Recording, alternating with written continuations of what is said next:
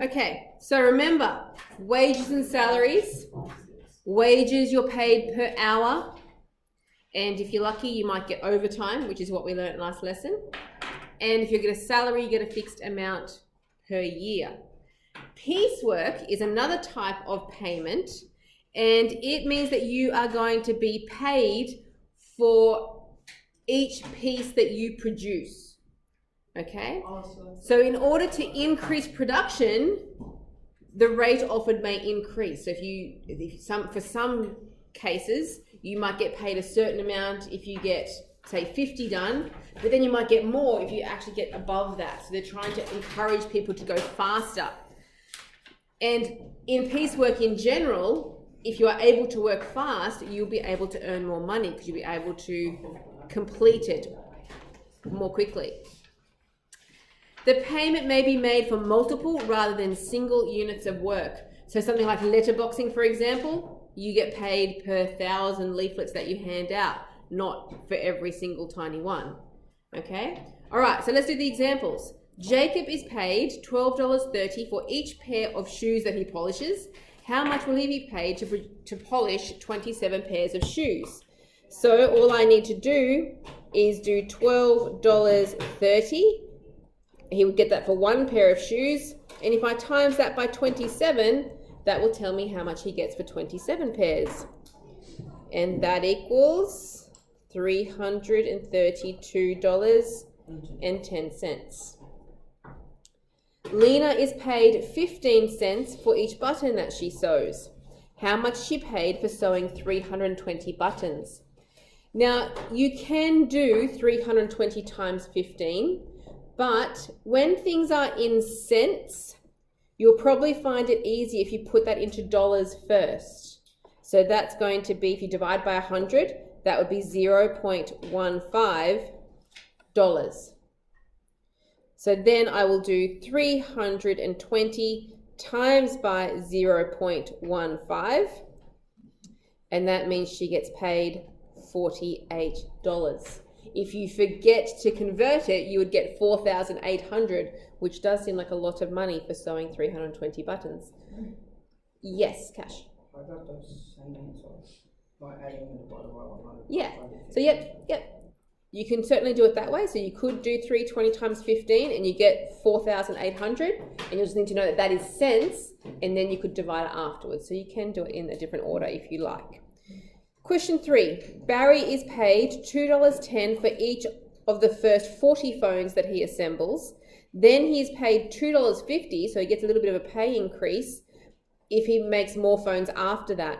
How much is he going to earn in a day where he assembles 52 phones? So he gets over the 40, right? So first of all, he's going to get $2.10 for the first 40 that he puts together. Okay, but there's still 12 more phones, isn't there? Because 52 in total. So that means for the next 12, he's going to get $2.50. So $2.50 times 12. You do them a bit like our overtime. You do them in two separate parts. And that equals, anyone get it? 114. Yep, perfect. Question 4. Donna earns $6.20 for each box of fruit that she packs. How much does she get paid for picking 25 boxes? So that's going to be multiplying. She gets $6.20 for one box, so I times it by 25. She gets paid $155. Okay, how many boxes must she pick in order to earn at least $200? So she could earn slightly more, but she can't earn under $200. To do this, I need to work backwards. I want to start with the 200, and if I divide it by the $6.20, that's how much she gets paid per box, isn't it? That would tell me how many boxes she needs to pick. But when you divide it, it doesn't come out as an exact number. It comes out as 32.3 boxes. Now, do you think if you're an employer, you would go, yeah, you can pick 32.3 boxes? No, you'd have to pick a whole box, wouldn't you? Now, 0.3, you would normally round down, But if you round that down, it means she's only picked $32 boxes, which is going to be less than the $200. It's not enough. So you actually have to make sure you round that up. Even if it's only slightly above 32, you always have to round up to make sure that she gets at least her 200. More is okay, but less is not. Okay, so therefore here I'm going to write she needs to pick 33 boxes to make sure she gets her $200. If she takes 3 hours to pick 12 boxes, what is her hourly rate of pay? So if we try to compare her piecework to an hourly rate, how much is she actually earning? First of all, we need to work out how much she's going to get paid for those 12 boxes. So the pay for 12 boxes, that's all right, pay for 12 boxes.